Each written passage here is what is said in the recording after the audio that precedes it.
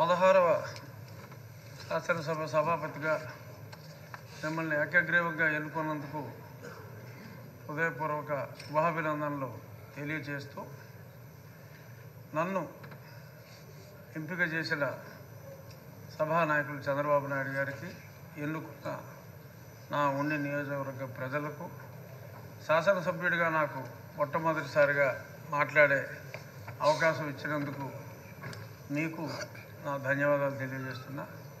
అందరూ చెప్పారు, మీరు ఎన్నిసార్లు మంత్రులు చేశారు, ఎన్నిసార్లు ఎమ్మెల్యేలు చేశారు కాబట్టి సమయం కూడా తక్కువ ఇచ్చారు కాబట్టి వాటి జోలికి వెళ్లకుండా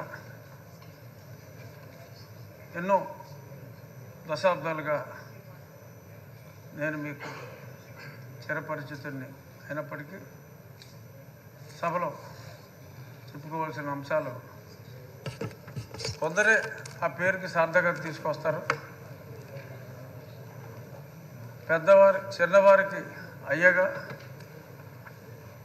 మీ తోటి వయసులందరికీ అన్నగా, రాష్ట్ర ప్రజలందరికీ ఎంతో ప్రీతి పాత్రుడుగా, అయ్యన్న పాత్రుడుగా పరిపూర్ణమైన పేరు మీకు మీ తండ్రి గారు పెట్టారో తాతగారు పెట్టారో, ముందుగా వారికి నా ధన్యవాదాలు తెలియజేస్తూ, ఈ సభ పామరులందరికీ అర్థమయ్యేలాగా సరళమైన భాషలో మీరు మాట్లాడతారు. అందులో గర్వం లేదు, సరళమైన భాషే మీరు ఎప్పుడు మాట్లాడారు. ఇప్పుడు మీరు పిఆర్ కాలేజీలో చదువుకున్నప్పుడు ఒక గ్యాంగ్ లీడర్గా, రాజకీయాల్లో ఇప్పుడు ఒక మాస్ లీడర్గా, ఇప్పుడు మా శాసనసభను ఒక తరగతిగా భావిస్తే క్లాస్ లీడర్లా కాకుండా ఒక క్లాసిక్ లీడర్గా మీరు ఉంటారు అనే పరిపూర్ణ విశ్వాసం మా అందరికీ కూడా ఉంది. నిన్ననే మరి సింహంలాగా చెప్పుకునే వాళ్ళు సభకు వచ్చి వారి పేరు కూడా మర్చిపోయేలాగా పెప్ప అన్నారు. ఎందుకంటే అయ్యన్న పాత్రుడు గారిని సభాపతిగా ఎన్నుకుంటున్నారని అప్పటికే తెలిసిపోయింది కాబట్టి మరి వాళ్ళ పేరు కూడా మర్చిపోయే పరిస్థితి వచ్చింది.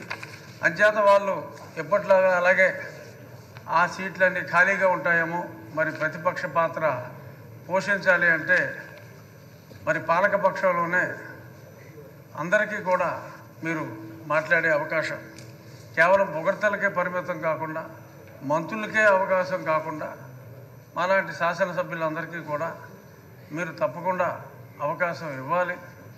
సోదరుడు మనోహర్ గారు చెప్పినట్టు మాజీ స్పీకర్ గారు అందరికీ కూడా డిబేట్లో మాట్లాడి, ఒక శాసనసభ్యుడికి శాసనసభలో గౌరవం ఉన్నప్పుడే వారి అసెంబ్లీ స్థానాల్లో కూడా వారికి గౌరవం ఉంటుంది.